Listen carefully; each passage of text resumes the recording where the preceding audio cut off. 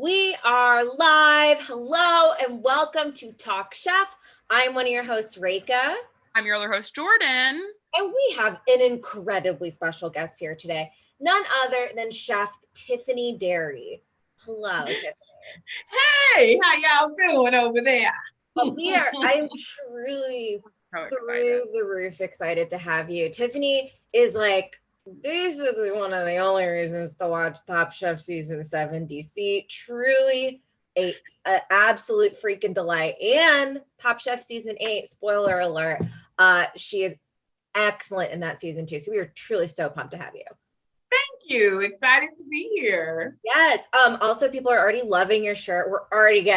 People are already coming at you in the comments. They're loving your shirt. Is that for an organization? Yeah, so food waste. So with Food Tank, so I do a lot on that spectrum with trying to see what else we can do to end food waste. And we all know a lot of times when we think about food waste, how can we have waste when we have people hungry, right? So there's that, but I won't go into that full thing, but so I shed a little love today on the Food Tank and food waste. Yes, we love that. Okay, people are, okay, Christine in the chat says they are losing their mind. We love Tiffany. I'm like, okay. Hey, boo. That's incredible. And it's a great segue also because, as you know, if you watched this show before, this is a show for charity. Every week we raise money for a charity through our episode. This entire season, we're raising money for Hollywood Food Coalition, which is a Los Angeles-based organization where Reka and I actively volunteer. And they're predominantly food for people who are food insecure or homeless in Los Angeles, but also do all kinds of stuff. Sometimes, blankets, clothes, hygiene kits, all kinds of things. They're a huge resource in the community. If anyone is Southern California based and has questions about volunteering, you can always hit them up, or you can DM me on Instagram or through our Talk Chef Instagram page, because I'd love to see you out volunteering with us. And we've already raised like hundreds of dollars for them this season, which is awesome. And they're really excited. We've talked to them about it. So let's keep it going. We got 2 more episodes of this season. We have Tiffany, who's one of our favorite Top Chef contestants of all time. So if you've got a buck, if you're a Mr. Monopoly man, you've got $10,000, let's give it up for the Hollywood Food Coalition. If you want to donate and you want to have it count towards our season total, Venmo Jordan at JORDANMYR1CK. That's in the chat. It's in the description. We're going to be taking donations till the last episode of season 3 of Top Chef. Yes. So give them some love, guys. Absolutely. And I'll also say this, if you're like, I want to donate, but I'm a little tight, I got to get that write-off. I got to get that deduction. You can always donate on your own and send us a screenshot of the receipt if you want us to count it in your total, or you can be like, mind your own business, bitch, and you can donate on your own and never tell me about it. We love that too. We actually love that. We respect that. Your privacy is your own. Beautiful. Yes. So anything is good, and we're obsessed with that, and we're so excited to also talk about our season 3 episode today. We're nearing the end of the season. We're nearing the end. And Tiffany, there's one little thing we didn't tell you, which is that much like every episode of Top Chef has a quickfire, so does every episode of Talk Chef. I'm sorry if that brings back horrible memories. It totally does. I'm totally messed up for life, just so you know. I think Talk Chef's quickfire is a little less daunting. It is, however, the shortest quickfire in all of Top Chef history. It is 45 seconds. Ooh. You have 45 seconds to answer 10 questions. These are not trivia questions. They are just Tiffany questions. Like, okay, Tiffany can do Tiffany. Okay. Yeah. You'd be surprised. Some people, you're like, what's your favorite dinner, like, or dessert? And they're like, food. It, like, they panic. So we'll put that to the test. And just so you know that there's some stakes. Okay, this is not some like bullshit thing. This is real. If you get this quickfire in 45 seconds, you will win a deed to the Terlato Wine Vineyard, the official wine of Top Chef. Now you might be saying, Terlato wine doesn't taste good. You might be saying, I was on Top Chef and I've never even really heard of Terlato wines. That's because you cannot purchase it. We've tried. Top Chef contestants who have had it say it's absolutely disgusting. They're not a sponsor for the show anymore. Yeah. And it seems unable to be purchased by humans on Earth. And that's because the Terlato Wine Vineyard is located in the center of hell. So you'll win a deed to that vineyard. The smallest bottle you can buy is 75,000 gallons. It's kind of one of those giant Carlo de Rossi things. So that's your first prize. Yay, I'm so excited. And your second prize will be your own personal suite of broken GE appliances, just like on the show. You'll get a fryer that doesn't get up to temp, an oven that drops temperature, whatever you who mess with this oven. Yeah. It'll have refrigerators that freeze. I mean, all of that happens. Exactly. Incredible. Yeah, a refrigerator that pops open in the middle of the night and all your fish is spoiled, so you have to figure something out. Beautiful. Okay, so the timer will start when I complete question 1. Are you ready, Tiffany? I'm ready. Okay. What is your favorite breakfast? Eggs Benedict. Steak and eggs, yes or no? No. Do women love crepes? No. Should crepes be a Spice Girl? Sure. What is your favorite snack to eat in an airport? Potato chips. What is your favorite city to fly to? San Francisco. Your ideal first class meal?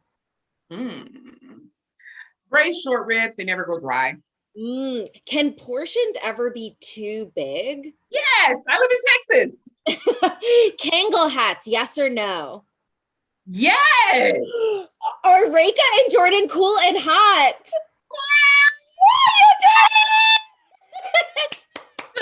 Wow, you're the only Top Chef testant to complete the Quickfire, I believe. Yes. So was my specialty. I do better in Quickfire. I mean, I'm just saying. Okay, we should have known. We had a pro. Incredible. Very funny that you said that you were from Texas. So yes, portions do get too big. I did forget that. Sometimes when Texas chefs come on the show, they'll be like, here's a 75-pound steak. Oh my God. I'm like, we don't have to take it to go. Like, just give me enough for right now. Lord.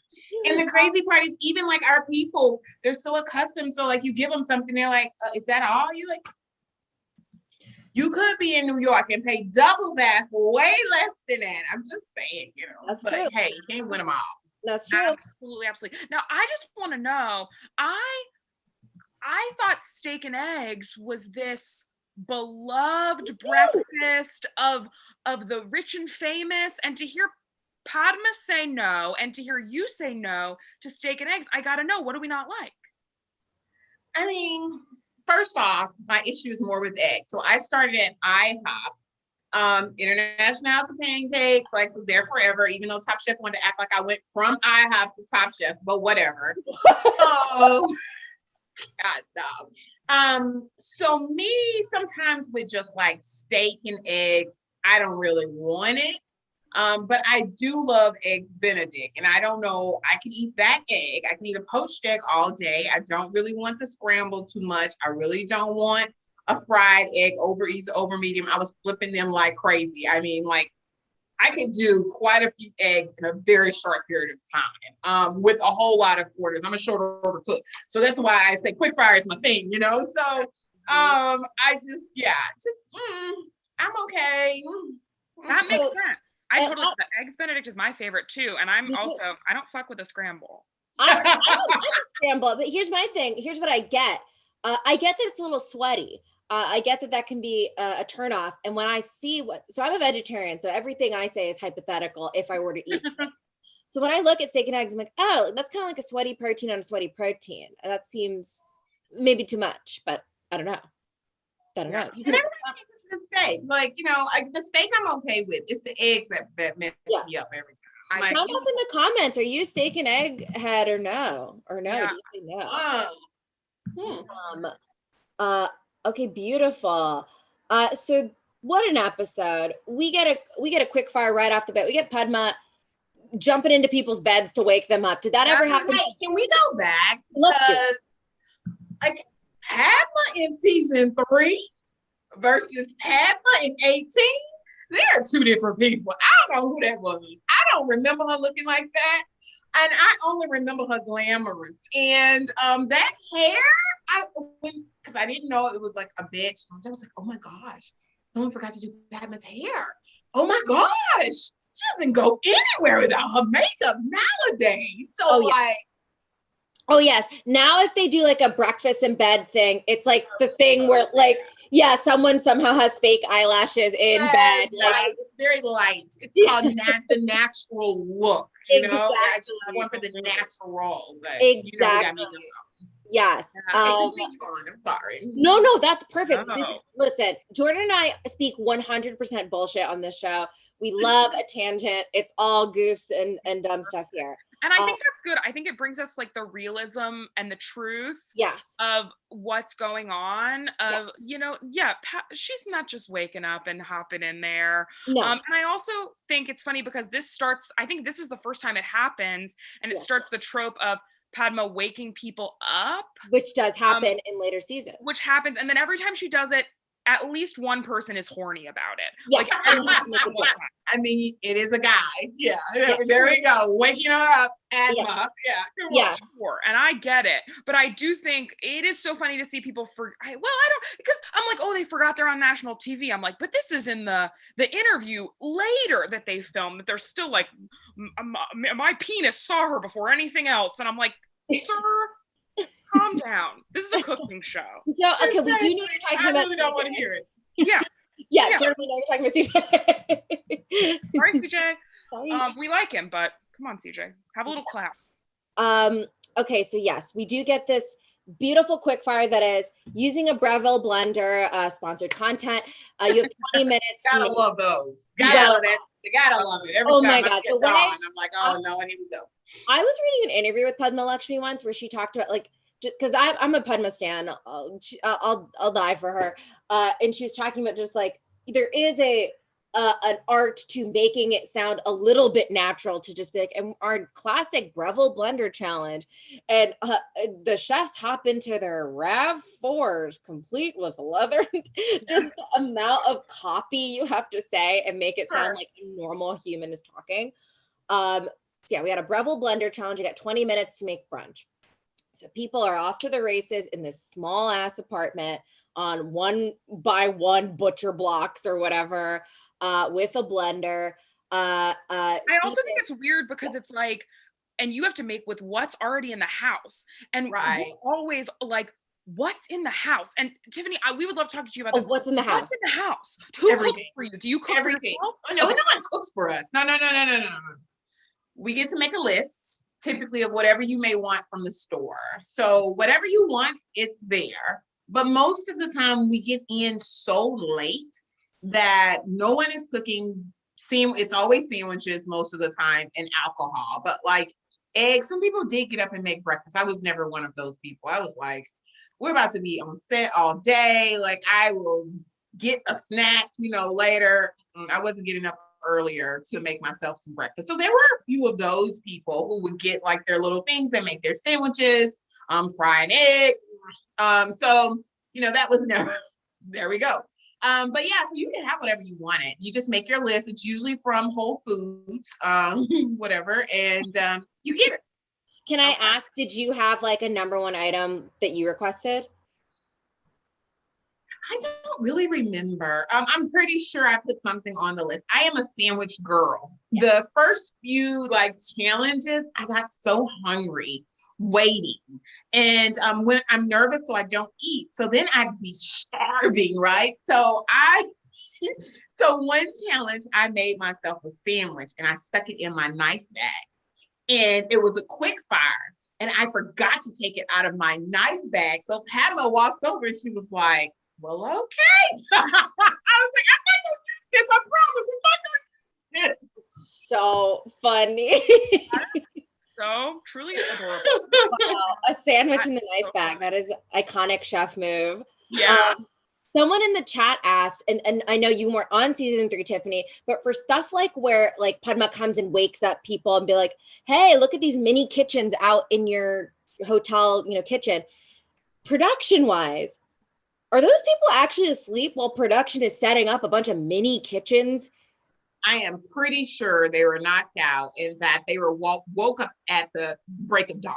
Yes. I mean, there's always movement in the house. So like you don't really think much, especially when it's like, 15, 17 people, it's not really quiet. So it wouldn't be uncommon for someone to be up making breakfast or doing something, right? And I'm pretty sure they were very quiet. So I think that they were woken up, but by the time she got to like the second room, they knew something was going on. Yeah, right? and then, that makes sense. That's fun. I like that. During this challenge, we also get a sort of beautiful quote. So in season 1, Tiffany Ellison, in a challenge that was catering mostly to like some like ladies brunch group, goes to the supermarket and she's like, I'm gonna cook fish. Women love fish, which we found perplexing.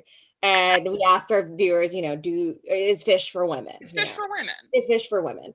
Okay. And today we kind of get a rule added to that list where CJ inexplicably says, oh, women love crepes. God, I mean, if there was a 6 spice girl, it would be crepe spice. Women, I don't know what it is. Women love crepes. Oh my gosh. I can't remember the last time I ate a crepe for real. Yeah. Like where I ordered it.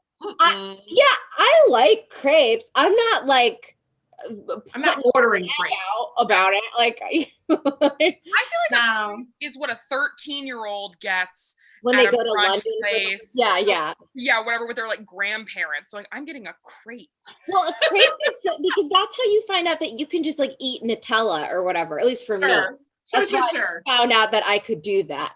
Yeah, so I'm more on the savory. So I did have a crepe last week. I'm lying. I had a Vietnamese crepe though, a bancha. Okay. I mean, hey, women love crepes. It is a crepe. Okay, women love crepes. Women love crepes. Oh boy. Absolutely insane. Could not believe. So let's go through this quick fire, shall we? So CJ starts off with a blueberry date mascarpone shake and a crepe with berries and cream. Sure. It's a lot of berry on I'll eat whatever. Probably. Tiffany, what do you think? I mean, I don't know that that's where I would have went. And I get it. Like, he's influenced by what he sees, which is apparently a lot of women loving crepes.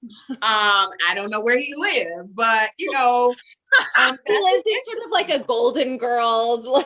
Yeah. But it always happens to when one person starts to make something. So like, whoever that one person that made that shake, now everyone is going to make some kind of blended drink, trying to top the next person. You're like, oh, he's over there making a shake. All right, let me put a little liquor in my shake. Like it's just like everybody's trying to top someone else. And you feel like, oh gosh, I need to make one more thing. Let me just make that, right?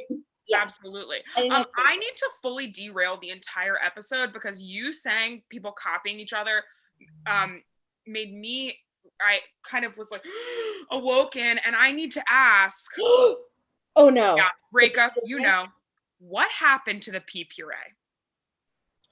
Uh-oh. Oh my God. Okay. Tiffany, that's enough. You honestly don't need to say anymore. Everything.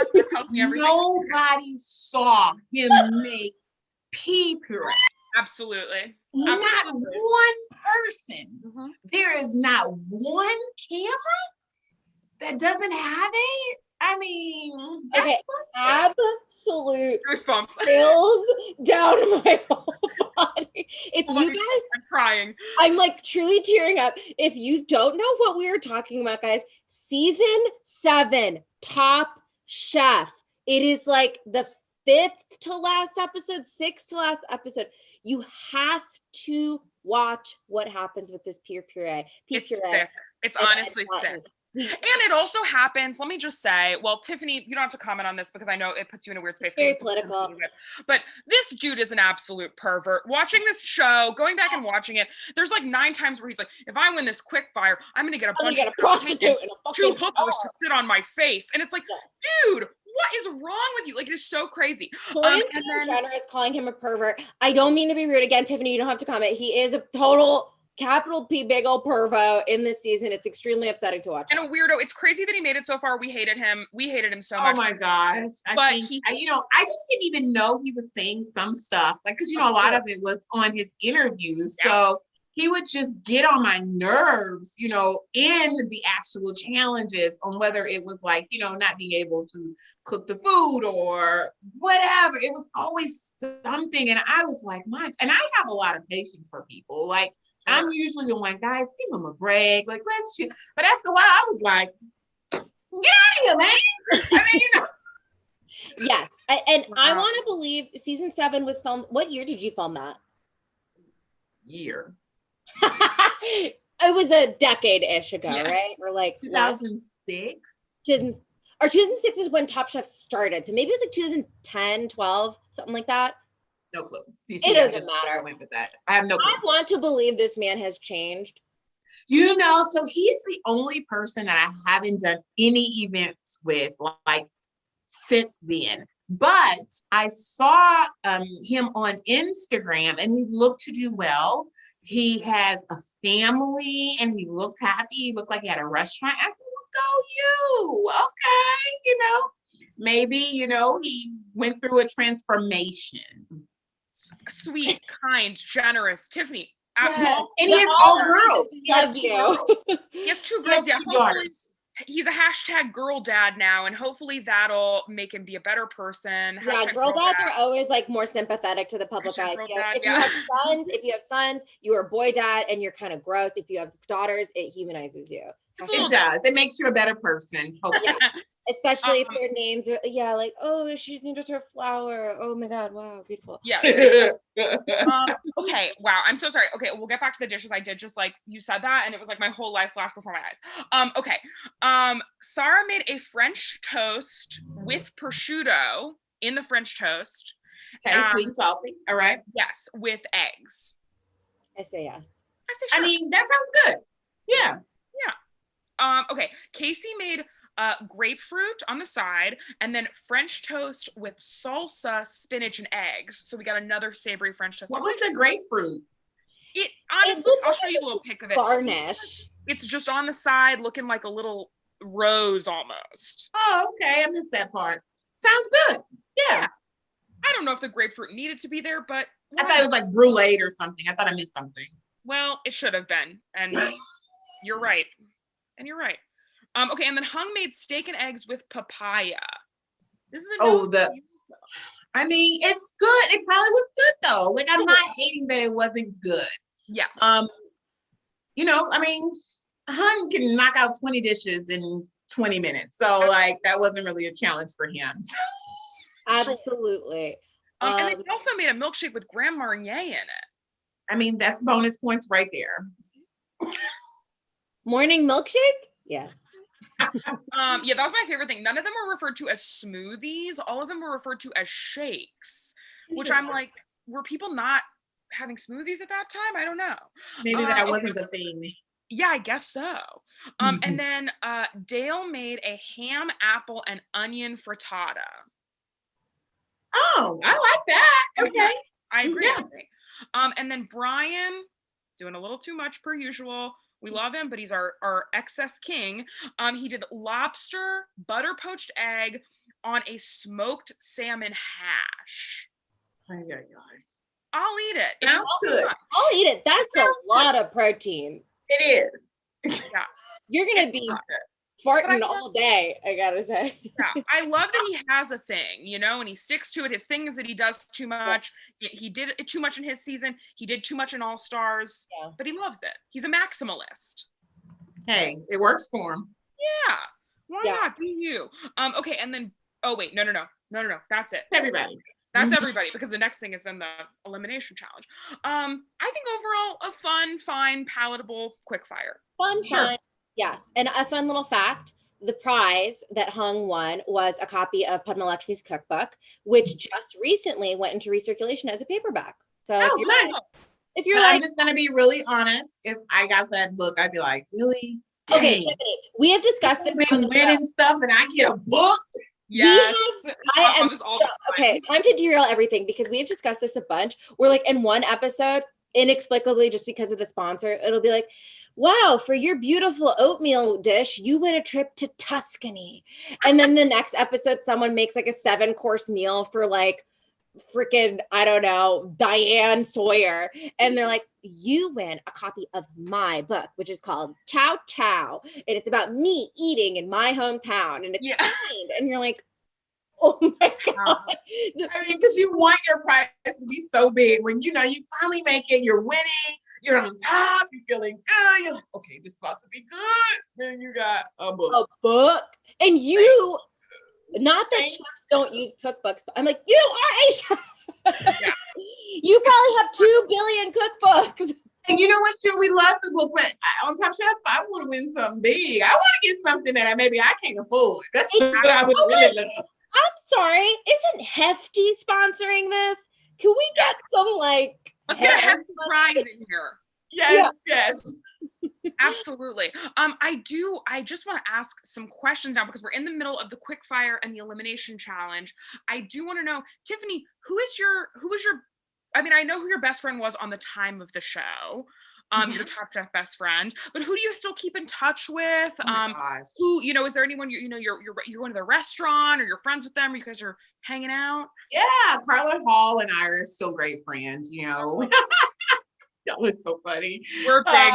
We love, that's just two fun people. How could you not love that? Yeah, so and then I don't know if you remember Kevin Spraga. Of course. So Kevin just recently moved to Dallas. He and I have been friends since Top Chef days. I mean, to the point of I used to go to Philly often. And so we actually was in the whole pandemic together. It felt like for a while. We were all in the same place for a little bit. So it was nice and fun. Kenny Gilbert, we weren't great friends then, but we're definitely great friends now. Yes. Arnold Mintz. Yeah, a lot of my season 7, or not a lot, a few of them, I've remained friends with. Angela Sosa, definitely. Richard Blaze, just because of filming and all of things that we tend to do. Sure. There's quite a few. Most of probably the closer ones are the ones that I did season 7 with, will probably be, with the exception of Carla. Yeah, absolutely. Incredible. And we know that you're going to be a judge on the new season, Top Chef season 18 Portland. Yes. Yeah. That's on the other side. Yeah. So I got a chance to go to Portland. That was fantastic. Filming was kind of crazy though. During that time we were having to quarantine and it was a bubble, right? Everyone stayed in the hotel. And so you couldn't even go outside and you couldn't interact with other people who obviously weren't in your bubble. Then there was levels of phase 1 bubble, blah, blah, blah, so you couldn't, there was always degrees, which is great. No one became ill during the show. So that was fantastic. That's great. That's awesome. I want to ask more about it, but I'm like, you probably can't say anything. It's not out yet. I know. Yeah. We're both exploding. Yeah, we're both just what do we say? But that's great. Did you get to eat at Gregory's restaurant while you were there by any chance, or have any food? Didn't have his restaurant then. Yeah, at that point, what was that? September? I don't know. September filming. And so he wasn't at the Departure or something. He wasn't there. And then he hadn't done his Haitian restaurant yet. It was kind of coming. Right. Okay. I feel like that's the only legally allowed question I can ask. Yes, and we respect. We did. We had Doug's restaurant, PX, I think is the name of it. Oh. It was fantastic. Dougie hooked it up. We had a good meal that night. Doug from Boston season 12. Season. Yes, check him out. Doug is incredible. We love Doug. Doug and Katsuji, former Talk Chef guest, have a really special bond on that season. Oh yeah. Truly wild. Wow. Okay. We love. I think we can move right into the elimination. I think we do. Oh my gosh. Okay. So this elimination I loved this elimination challenge. I liked it too. Tiffany, what do you think of it? I thought it was great. It's one of those where you feel like you can't really do what you want to do. Just because of circumstances, right? There's a lot of restraint that I think you need to be strategic in making the dish that goes on an airplane, right? Yeah. There's just the idea of like they'll be held and reheated and they'll dry out and they have to fit comfortable in there, not too much presentation. So all flavor. I think some did better than others. I think some didn't quite think it through enough. And that happens because we're in the middle of all the craziness. And sometimes your brain just don't work that way. You're like, oh, this would be delicious. But you're like, maybe I shouldn't have did it for this one. Yeah, that totally makes sense. I think it was really fun, and I didn't know this. I didn't know this. A lot of my family works in the airline industry, so I was like, wow, a challenge for me. Even though I don't work in the airline industry, but you like to make things feel personal. But I love that they said you like legally have to cook the food for 10 minutes once it's on the airplane. I never knew that. I think that's a fun little fact. I think that's a really fun fact.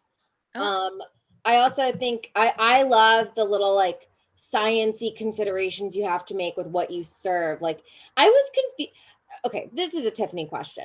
When Tom asks questions in the kitchen, sometimes I'm like, is he trying to trick you? Because he asked Hung, he's like, why are you using sea bass? No, you don't really see fish on a plane. And Hung is like, well, they're really oily. It would be pretty hard to dry this out. And to me, that sounds like a really logical answer that Tom knows is the answer, but he's trying to make you second guess. Is that a thing? Or is that? Well, Tom says that he's not doing it to trick us out. He just wants to know. But because of the experience that I have had in that moment, that messes us all up, because you like, oh shoot, is he trying to tell me something? Yeah. Oh, wait, he didn't look like he was happy with this. Oh man, do I need to redo this? Do I need to think this through a little bit? Like it just messes you up. And there are times where later on, like I remember I did a tamale and I was gung-ho on making this tamale. I really probably shouldn't have made the tamale. I mean, I won the challenge with the tamale, but when I tell you that like nothing was working for me, to the point we get to the grocery store, we don't have masa. I'm like, what grocery store doesn't have masa? Like I'm from Texas, we have masa everywhere. Then I'm like, we're gonna, I'm looking for corn husks. There's no husk. I'm like, oh my gosh. So at the point of no masa, I probably should have not done tamales, but me being me, I'm like, I'm gonna do this all the way through. But anyway, Tom comes up. And at this point, I just finished making, all of the chicken, and I have the broth, and I'm like whipping my masa by hand and adding in all my seasoning. He comes by and he's like, so you decided to make tamales? I'm like, yes, sir. In 4 hours, you're going to make for a few hundred people. Mm-hmm. You got some seasoning in there? I sure do. I got a little blah, blah, blah. And he sniffs it and he says, okay. And he walks away and I'm like, what does that mean? And then later he was like, I smelled that sauce and it smelled good. I'm like, you did? You could have fooled me. That's some weird. Do you watch the Great British Bake Off at all? I've seen a few. That's like Paul Hollywood is like the darkest side of that coin, where he's intentionally trying to make you feel bad about yourself and he's a bad man. But like the neutrality of those questions is not neutral whatsoever. No, it's unhinged. Not at all. It's unhinged. It's always just like cilantro. Huh. With that? Yeah, cilantro. I'm like, cool, I'm gonna go fucking put myself in the walk-in freezer. Yeah, it's too wild. Now, Tiffany, we have some Hungry Investors fans in the chat. They're saying, ask Tiffany about Hungry Investors. Hungry Investors not coming back. Okay.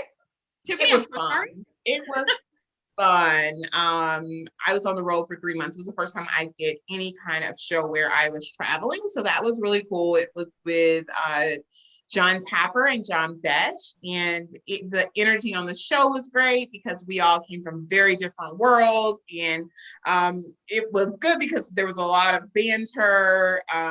Tapper and Besh didn't know each other before, getting together. So I knew both of them individually. So I tend to always have to be in the center of like, Tapper's like, no, this is the way it is, the science.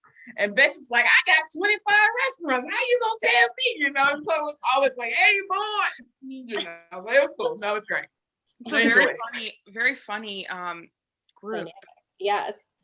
I mean, I guess John Tapper. Yeah. Oh yeah, I'm sure. Sometimes very scary.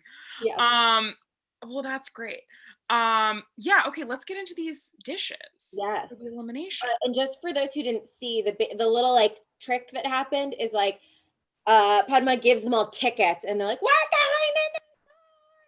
And then so funny to have this like cool, like, "We're going to New York," like pack it, and then they end up at Newark Airport. I did laugh at that. I was like, "Oh yeah, I forgot they're in Jersey." Yes, which is also funny. That's what my roommate pointed out too, because he's like, it's so funny to think when they got the tickets in their kitchen, they saw Newark and they got that excited over going to Newark, because it's like, sure, you could assume you're going to New York, but like, honestly, you don't know. Like, they could have sent your ass to New Jersey.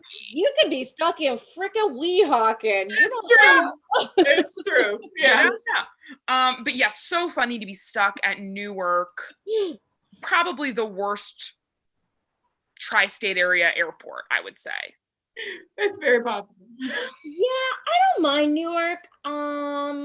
What did you eat there is my question, because Newark has one restaurant and it's a defunct Au Bon Pan or whatever. It's like, there is, I mean, finally JFK. So Rake and I are both, for people in the chat probably who maybe already know this, and Tiffany, Rake and I are both comedians who travel a lot for work. We toured with the Upright Citizens Brigade for a long time. So I was like always at the airport, and New York has the weakest airport food ever. It's sick. Finally, JFK got a Shake Shack, and people are like, "Did you see that JFK got a Shake?" I'm like, I don't fucking care. I'm going to this airport for years, and there's nothing to eat here.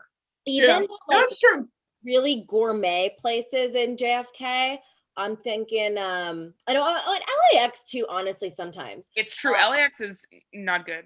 I'm talking Terminal 5, American Airlines. They look like they got a bunch of shit, and then you go and you eat there and it tastes like shit. And you're like, okay, I gotta bring. I'm all about SFO. I mean, honestly, like that's one of the better. You know, I can hop into the market, go sit at the restaurant, go get a little sushi. You know, I mean, there's so many options. Yes. Not many places do it right.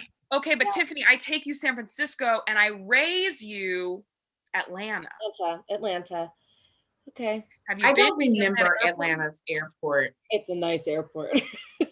It's really incredible. It's like the Paris of airports. It's the Paris of airports. Well, it has the worst layout of any airport in the entire world. You have to take like a tram to get to everything. You're gonna miss your flight, but you'll have a lot of delicious meals. Ludacris has his chicken and beer restaurant in the airport, which is, I'm a big Ludacris fan, but it's also very delicious. They also have a Grindhouse burger that makes a deep fried black bean burger topped with a fried green tomato and pimento cheese that is so good. Okay. Think about it. Airports, Michael Voltaggio has an ink sack in LAX. I don't know if it went away. Terminal 6. I don't know if it's still there. It might not be there. But that was fun. Someone in the chat is saying that there's a Guy Fieri restaurant in the Burbank airport. I live in Burbank.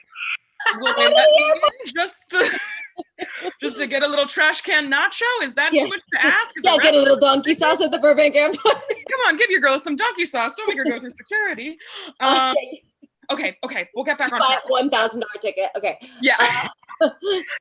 Okay, so we have this challenge. Nothing can be over 2 inches high. You got to cook everything for 10 minutes before it's served. And they seem kind of, I can't tell, everyone seems kind of neutral on this challenge. They're kind of like, eh. Yeah. I mean, it kind of felt, okay. Well, I will say too, what place I felt they went the most on, in that I didn't even remember seeing them cook it, were their sides. And you can tell when you see the actual tasting of it that all the sides kind of sucked, except for like 2 of them. Absolutely. And you know what I think it is too? This could be totally wrong, but I feel like when they're having to think of it as a composed dish, they're like, oh, I'm thinking about how everything goes together. I'm thinking about how everything's cooked. But when they're like, I have an entree and then a side, like I'm focusing on the entree, and then halfway through they're like, oh, plus the side. My spaghetti bolognese and then a side of couscous. Yeah. There's couscous with Lucky Charms marshmallows. Yeah. What's the side? Yeah, a side. Absolutely. Okay, so first up we had Brian Malarkey, who made a gigantic strip steak with purple potato and lobster hash. It sounds good. They said it was awful. I don't know what lobster tastes like. It sounds, I don't know. It sounds okay. It sounds kind of sweaty. And do lobster go with, does it go with That is your word for all protein, Yeah. sweaty. I've never heard Reka describe anything like that. I don't know what happened to her today. What Yeah. do you think, Tiffany? I'm iffy on it. I've actually never, I've had a steak on an airport, but I've never had a good one. So I've had a lot of it on a plane where it was supposed to be medium, and they're always well done. So I wouldn't have gone there automatically. And the idea that I have to cook it 10 minutes. So like it's already pre-cooked. Then it's in a hold because obviously nothing happens quickly, right? Sure. And then it's in a hold, and then you have to cook it and heat it up for that 10-minute mark. And then you're serving and holding while the other judges are eating the other food. Like, it just seems a little risky to me. Yeah. And being that it's like one of those things where it's not necessarily in a sauce where it can help with moisture. I don't know if I would have went there. Like that just seems a little risky. Risky. I get you. I do like a gimmick, like a purple potato, though. You know, a purple potato, just a normal potato. But I'm like, a purple potato, like because I'm dumb. You know, I'll buy into it. Purple potato chips. Oh my god. Yeah. Are you flying JetBlue ever? Yeah, man. Yeah. On JetBlue, they get you on JetBlue. They say at any point during the flight, feel free to just hop up. Feel free to get 100 potato chips. Yeah.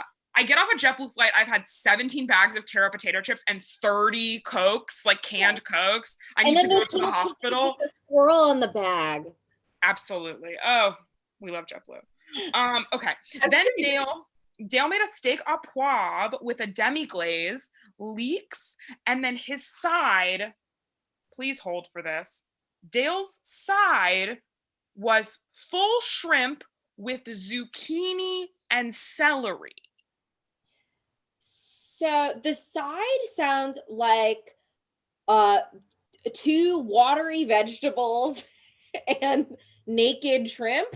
Yes. So cooked? Well, I can't remember. Was the zucchini cooked or was it like a salad? No, it was cooked. It was like a sautéed or steamed zucchini with sautéed or steamed celery and then a shrimp. Everybody knows What's how our thought process here. I think that steak and salad and side. I mean, you know what though? Like, let's just remember this. Season 3 was so long ago. Every last one of them had probably, I'm not trying to be funny, but they probably had never done first class very much. And if they did, they probably did. So like the idea that they know what this challenge really is, like we know now, and yes, you give that to me now, but Tiff, you know, maybe 14 years ago, whatever, 13 years ago, you know, I hadn't experienced that. So like maybe I would be a little bit confused. So because I'm like, I don't understand that steak au poivre with the zucchini. And why do we have so many doubling up on the meats? Like, I don't understand. Why do we need to have that? Listen, as a vegetarian, thank you. I'm like, what are we trying to run a marathon after this? Why do we need so much protein? What's going on? Yeah. Very confusing. I think Tiffany, you're so right. And I also think that first class has come so far in terms of the cuisine, which once again, I am from an airline family, meaning my dad worked at the airport. You might have seen the royal wedding of her parents. Yeah. Well, sometimes my roommate will joke about it, like, oh, Jordan's from an airport family or an airline family. So people are like, oh, is your dad did he start Continental? I'm like, no, my dad worked at the airport. My family they're all ticketing agents, they work at the airport. But I sometimes get to fly first class if no one's sitting there flying standby growing up. And used to, it was like in first class, you got like a sandwich. And now it's like in first class, they got Ming Tsai doing like a catered doing a tableside pour. Yeah, Ming Tsai is on every plane, going from Vegas to Phoenix or whatever. So yeah, I think you're absolutely right. Yeah. Okay, then Sarah made seared salmon over a leek fondue with a side of spinach and fig couscous. Listen, I don't think it goes together, but leek fondue makes me feel sexy, so I like that. Yes. That's my take. Salmon on a plane? I heard her say about the oil. Yes, it is oily, but salmon is not very forgiving. Like once that's overcooked, it's not. Yeah. Wait. You said a leek fondue. What was the other? And then a separate side of spinach and fig couscous. Okay. I mean, all of it sounds fine. Yeah. Sounds very fine. Yes. Yeah. I don't want that. If that's my option on plane, I'm gonna be like, what else you got? Yeah.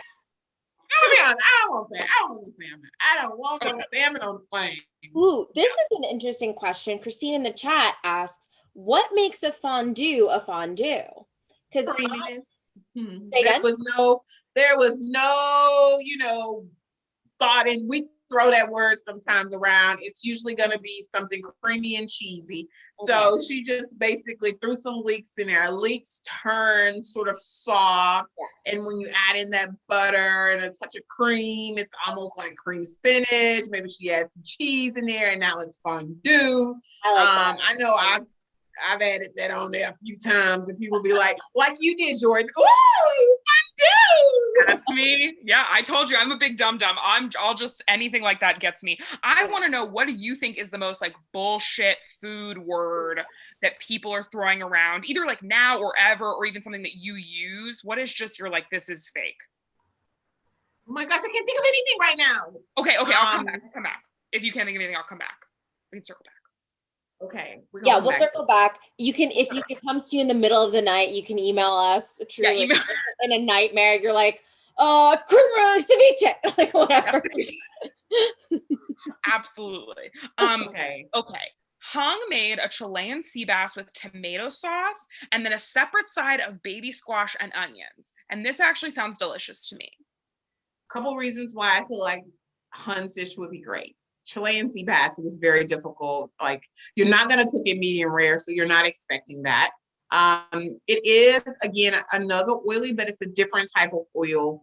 Yes, we're all in the omega-3, but the way that Chilean sea bass holds, it holds so well. So I think it's very difficult to overcook it. Very forgiving, and I think tomato sauce holds up well too, because if you're sitting on the plane, like ideally, right, like when you go in the air, you need flavor. So you don't really go for mild dishes. You need a punch. So like tomato sauce, you need to heighten like all those senses. So I think the tomato is good. And by using the baby zucchini, you're not getting that watery zucchini, right? So it's less water in the baby. So you got more texture and it'll hold up better. Wow. Instead of school science classes, we should do that. Like, you know what I mean? Like, I'm like, honest to God, food science is so fucking interesting. That was all so interesting. And I famously think zucchinis are fucked up almost all the time when I eat them. They're always so watery. It's always, I'm a vegetarian, so people are like, oh, we roasted some zucchini for you. And I'm like, is there salt? Is there anything on it? I'm like, no, but you like this, right? You're married to a broccoli. So I like the water science fact of a baby zucchini. I like that. I love that. And it looks, I'm going to show, I took a little screenshot. It looks good. I need that. Yeah. I need that. Yes. Yeah. It looks like a cohesive dish, unlike most of them. Yep. Okay. CJ made a seared halibut with toasted farro and mint oil with a side of roasted broccolini with breadcrumbs.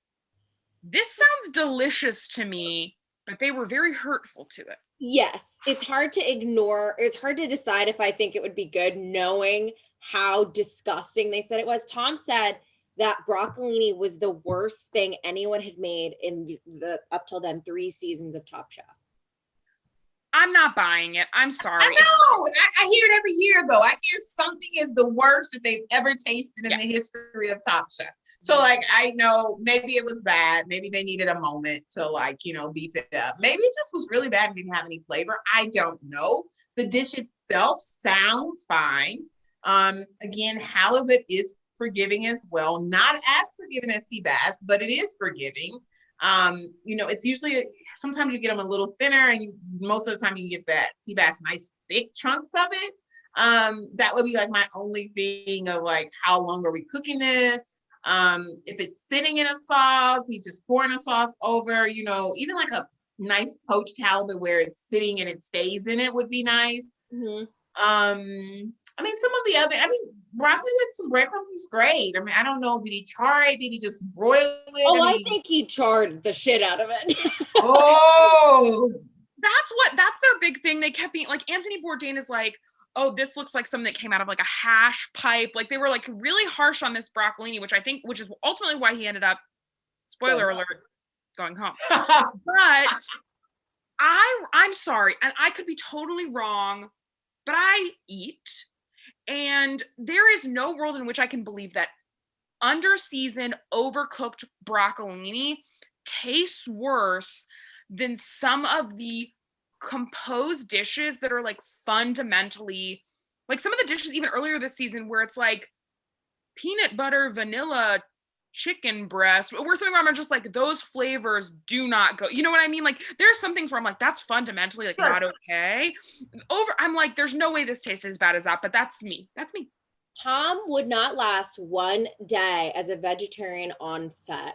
That's what I'll say. That's the shit they're like, hey, congratulations. Yeah. You know, I will also admit this because I've seen it. Depending on who's the guest judge, they can go down a rabbit hole. And I've seen it where they are, and I'm sitting there like, dang, homie, like it wasn't that bad, you know, like, man. And then I'll make comments sometimes. I'm like, I'm sure happy I'm not the one cooking tonight, you know, because like sometimes they play off of each other's energy. And you know, Bourdain and, you know, maybe they were cool, maybe they, you know, went a little far, and then it turned into something even more because they were being funny. And production used it because they were like, oh yeah, that's funny as hell, right? And then it sounds even worse than it is. Elaine in the chat literally called it and said, I feel like Anthony Bourdain being there made Tom harsher. I think that's true. I believe it. Mm-hmm. I believe that. Now, Tiffany, where do you stand on the scale of judges? Are you harsh? Are you a smackdown judge? It's like, no, this tastes like dog shit. Or are you like nice and gentle? No, I'm not either. I'm not gentle because, you know, we're grown, we're adults. Like, I don't need to sit here and tell you and like baby you on what you could have done. And also, I have really clear rules for myself when it comes to judging, just because I know what it feels like to be on that other side. So number one, I'm not going to tell you what necessarily you should have done, meaning how I would have done it. What I will say is whether technique is right, seasoning is right, plating is right, like all the factors that make this dish either successful or not successful. But I hate when someone goes, well, I wouldn't have used collard greens. I would have used mustard greens. Like, what do you mean? You know, like that's your own personal preference. Yeah. Food is so subjective based on where you come from, how you grew up. Did your parents cook? Did your mom and them not cook at all? Like, you know, I mean, it's just so subjective. So I don't think that we should necessarily tell them what they should have done. But of course, we give, you know, ideas with like, you know, next time when you are searing, perhaps you should have did a hard sear. Because of this, it was dry, right? Like, but not necessarily you should never use this vegetable. It's horrible, you know, don't eat okra. Which you got Tom to do. Tom pretends like he won't eat okra. Every season someone makes okra, especially when you did it. He goes, I like it. I'm like, bitch, you like okra. I think you just like I would have jumped over that table. I can tell y'all this though. I would have jumped over that table if Tom said he'd eat that okra. Because I knew that okra was in my household growing up, we ate okra almost every week. My mom is like a huge, so when she said cook okra, I was like, oh mama, please, no. But if he would have said that was bad, we would have had a real, because I think something would have clicked inside of me and we would have had issues. But our okra is on point. There is no slime whatsoever, and it is super delicious. So yeah. Yes, that is such a baby thing to do. I love my father, but my father will go, he's like, I like fish, but I don't like fish that's bad. And it's like, yeah that's nobody does. Anyone. And that's how Tom is. It always reminds me of that where he's like, well, I don't like okra. I don't like okra. I'm like, bitch, you do. You like tasty okra. Yeah. Because okra's tasty. And I'm sorry, wake up, okay? And I bet you've liked a bell pepper that wasn't peeled before. Okay, because if you ever went to any kind of Asian stir fry restaurant, you didn't have it. Ain't nobody peeling no peppers. I didn't never. No. Rick and I are saying the same thing. We have never, ever heard of that ever in my entire life. I am from New Orleans where we put green bell pepper in, it's in our Trinity, it's in everything. I have never in my life heard of a person peeling a bell pepper. I am Indian. We eat a lot of capsicum, as it is called. Sometimes a meal is aloo stuffed into a whole fucking bell pepper. Never heard of it. Never heard of peeling it. What do you do with the peel? Because I believe, listen, Tiffany, no food waste. Listen, I can show you the nasty fucking bananas I still have in my fridge if you want to talk about no food waste. I show it kind of every other week on this show. They're pretty gross because I refuse to throw them out. I make banana bread out of them. You can use anything, can be anything. You can eat anything, save the peels, make it into pickle, do whatever. Yes. Okay, sorry. Ooh, okay, rant over. Sorry, we got the rant over. And sorry, Tom, Tom, when you Tom, watch we know you're in the chat. We know you're in the chat, Tom. Sorry, we're popping off on you a little bit hard. You're our guy and we love you, but come on, buddy. Come on. Tom, no. He's over there in flip-flops laughing. I hope so. Flip-flops in his Kangol hat. Yeah. Oh, we'll get to the hat. Okay, Casey made veal medallions with cremini mushrooms and apple brandy with a side of cauliflower gratin with Gruyere. This sounded great. That sounds amazing. Yeah. Cauliflower gratin, I'm like, that's the thing where I'm on a plane, I'm a vegetarian, I'm with my dad. He lets me take his side because whatever I got was bad, and I get to eat 2 gratins. That sounds great to me. I love that. That sounds great. Yeah. And then it was over. CJ goes home. And Reiko, why don't you tell us who won? Because, like every week, I forgot to write it down. Casey. Casey won. Casey won. Which is great. Casey, go Casey. I love. There's a few people. One thing that's really nice about going back through the old seasons is seeing like who are the sort of unsung early people that maybe didn't return for all-star seasons. She definitely comes back, but she's great. A few times. Yeah, she does. I think she comes back the most in Top Chef history. Out of anyone. I think it's her and Leanne Wong, but anytime Top Chef is on, my roommate will go, oh, when's Casey coming in? Because he's like, Casey is on every season. Every season. And it's, I don't want it to be her last rodeo ever. I like when she comes in. She just kind of puts her head down and works. She's not, she's never causing drama. I'm all about her 2 grandmas from every single season. She's got a French grandma and a Southern grandma, and she combines the spirit of both. I like it. I like it. The spirit of both. Oh yeah, and Christina's pointing out Casey won a first class ticket to anyone in the world, anywhere in the world, I believe. I was like, wow. And poor Han got a cookbook. I'm like, truly. I think someone, even within this season, it was like someone won a trip to Italy, and then the next prize, I think Trey won a cookbook as his like elimination thing. I'm like, oh my God. But honestly, I hope she used those tickets because Continental Airlines went out of business. They did. It's been 14 years. I hope she used it. I hope she used them. I don't know. I'm pretty sure she used it right away. I mean, that's what we all do. Right away. I love that. Okay, we have to know, Tiffany. What we do is we take the winning dish and put it on our Instagram up against what you tell us you would have made for this challenge. And then we have our fans vote on which one they would rather eat. Do you remember how long they had to cook? Anybody? I don't. Frick. Let's say, well, what would you say it would be is 2 hours too much for this kind of challenge? No, I mean, if not for an elimination, they typically give a good amount, but okay. Oh, am I going now? Let's say it's 2 hours. Yeah, whatever off the top of your head would you think to make? what would I do?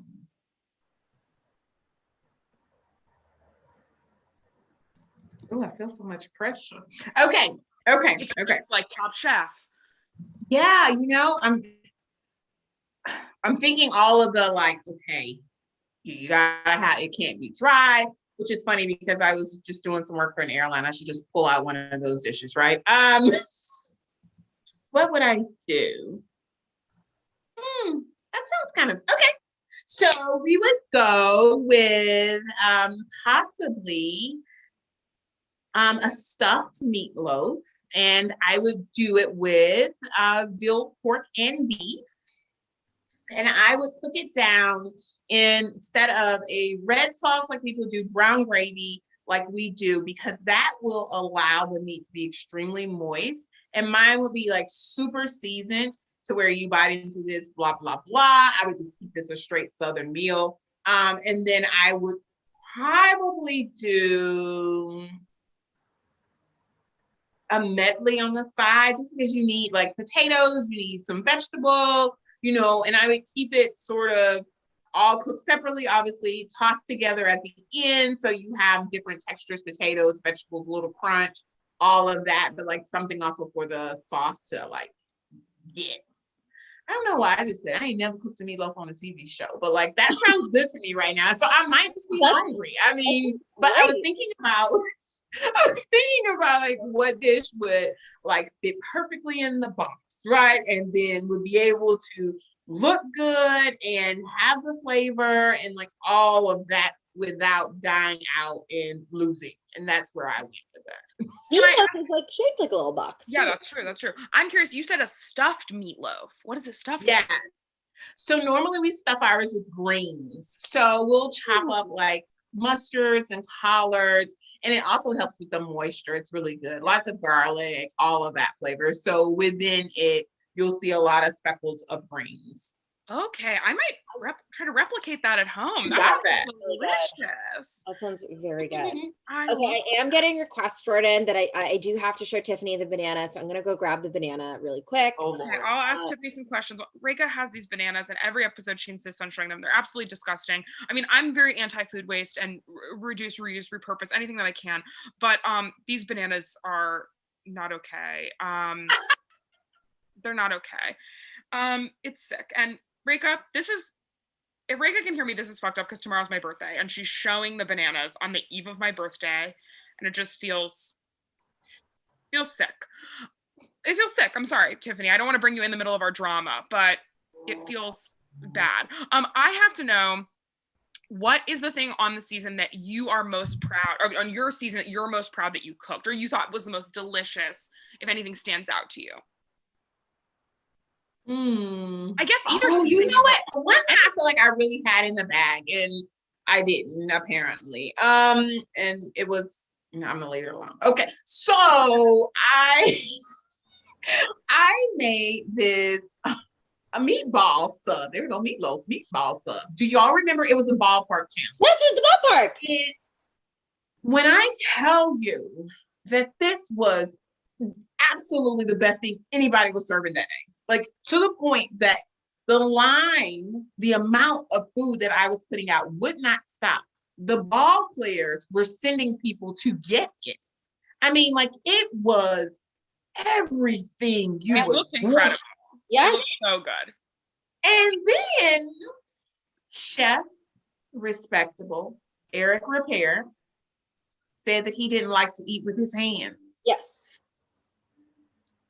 At Eric, a ballpark channel. Eric, I've got a little hand for you right here. Okay, love you, Eric. I love you. I'm a big fan. We're both fish freaks, and I get that. But I remember him saying that, and I was like, you can't judge the taste of a food based off the fact that you think it's messy, and you're a little fancy French boy. I remember actually a lot of and you know how much I love Eddie, but he picked like something with like a toothpick with corn nuggets, like it's like poppers. He made like 400 little popper things. Yeah. And then I remember Kevin made the chicken skewer thing, and Eric Repair was like, the skewer is too long. It poked the back of my throat. If you don't know how to eat that, we can't help you. But all I have to say, I have to say is that sandwich was unbelievably tasty. Oh. And every single person, even the other chefs, we'll start tasting it and they were like, you got it. You got it. Like everybody had me feeling, I was like, oh, I got this one in a bag, feeling good. Nope. Okay, well, I would have eaten that. That sounds it looked incredible. I specifically remember that. It was a fun challenge. I liked it. And wow. Yeah, it was. It was just what the Thank you. Tiffany, that's the banana. Hey, we fight food waste, Tiffany, in this house. We fight food waste. I mean, is it even something in the inside? No. The inside is a little... No, there's no meat. Soft. It's very soft inside. Nobody's home in that banana, okay? No. Why is it? Where was it? It was the in freezer? the fridge.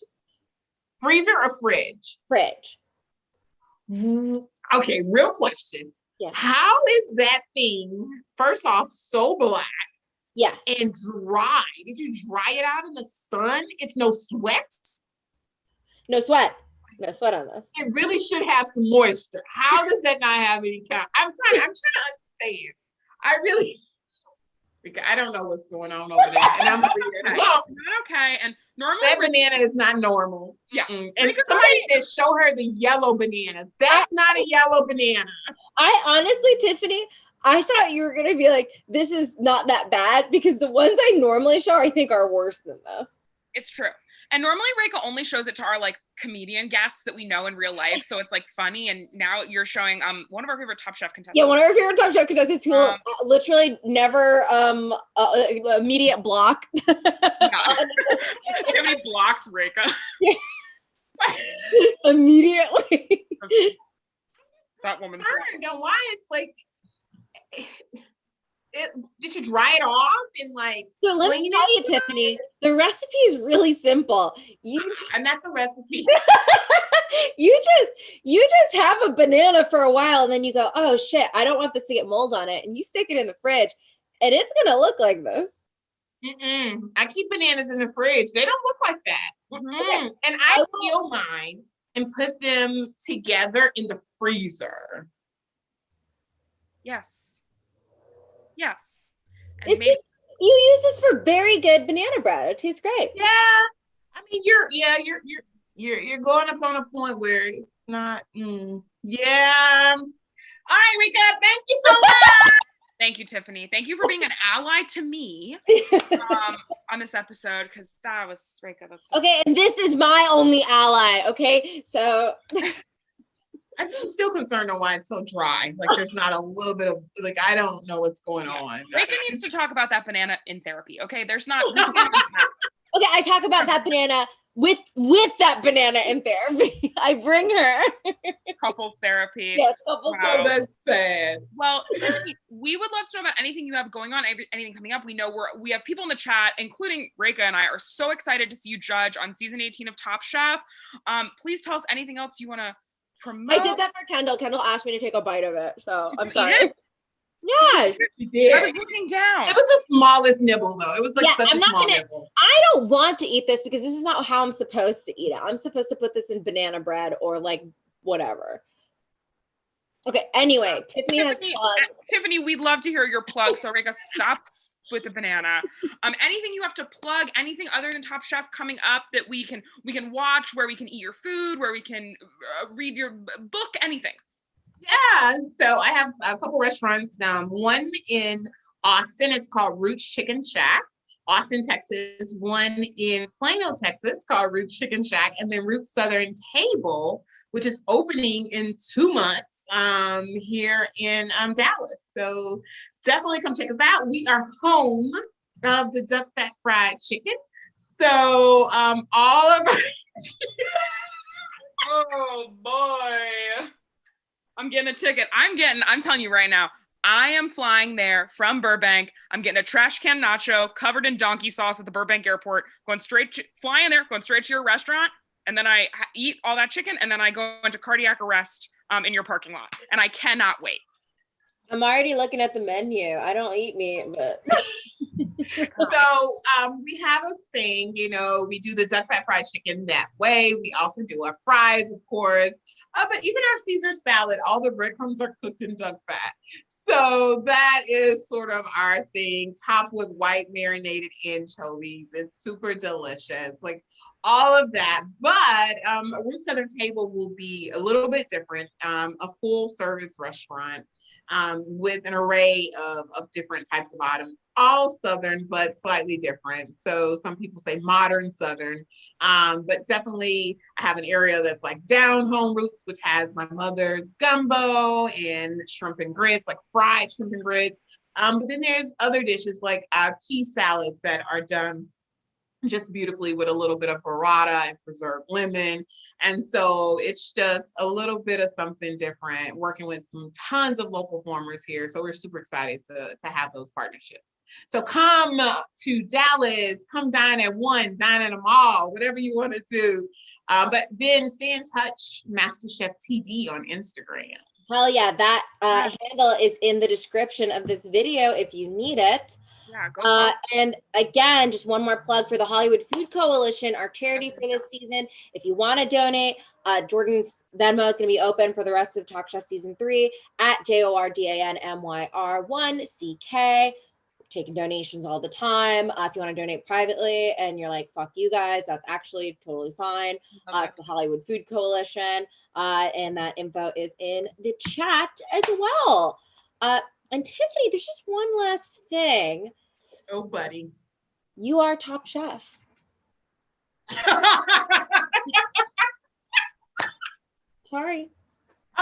you. A lot of people don't know that the podcast, you can either win the show or you can do this and you can unaffiliated podcast. Yeah. So would you rather be in a house for 8 weeks with some people that maybe you like and then also some like big pervert energy, or just spend an hour talking to two cool, hot people about Top Chef?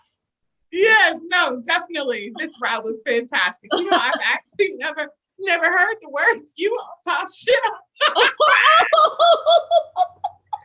Coming back on. Listen, if you need an Indian woman to tell you you are Top Chef, I will be your Padma Lakshmi any day of the week, Tiffany.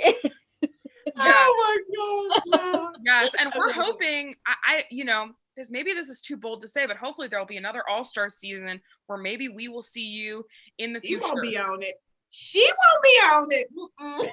Okay. Well, I don't want to put you in that position. But I will judge any day. So you'll see me like that. But my competition days are over unless somebody take me out of retirement and pay me. If they want me back on the show, they're going to have to pay me. I think that completely makes sense.